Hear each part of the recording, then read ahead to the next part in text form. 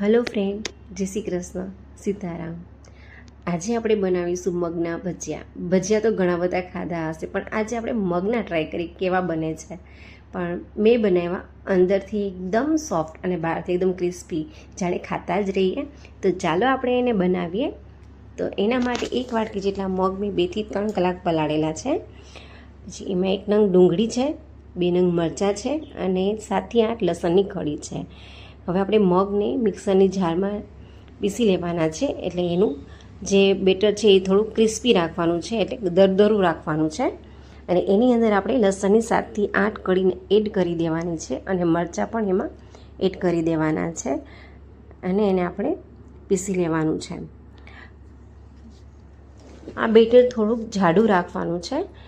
જ્યારે આપણે ભજીયા બનાવીએ છીએ ત્યારે બેટર ખૂબ જ પતલું હોય છે, પણ આ બેટર થોડુંક જાડું રાખવાનું છે। જો આ રીતે હવે એને એક બાઉલમાં આપણે કાઢી લેશું।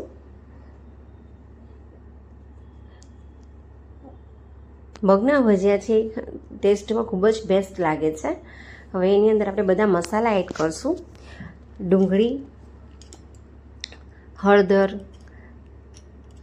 સ્વાદ અનુસાર મીઠું, લાલ મરચું પાવડર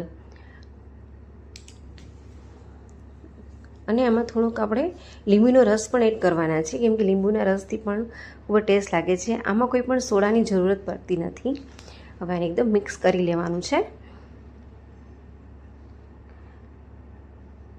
મગના ભજીયા છે એ એકદમ જ ટેસ્ટી બને છે અને એમાં વિધાઉટ સોડા।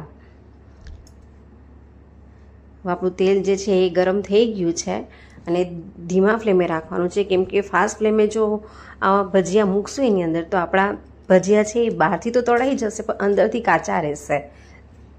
તે મૂકવાના છે। જો એકદમ ફૂલ્યા છે આપણા ભજીયા, દેખાય જ છે કે બહુ ટેસ્ટી બન્યા હશે। તો આપણે એને ધીમે ધીમે ફેરવવાના છે।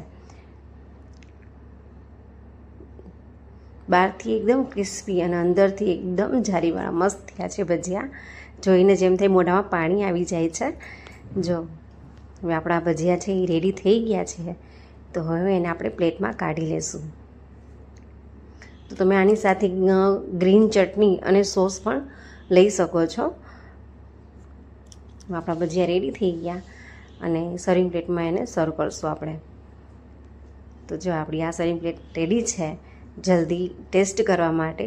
મેં આ તો ભજીયા બનાવ્યા, તમે પણ બનાવજો આ રીતે અને કહેજો કેવા બને છે। તો તમને જો મારી આ રેસીપી ગમી હોય તો લાઈક કરજો, શેર કરજો અને સબસ્ક્રાઈબ કરવાનું ના ભૂલતા। મળીશું નવા વિડીયો સાથે, ત્યાં સુધી આવજો।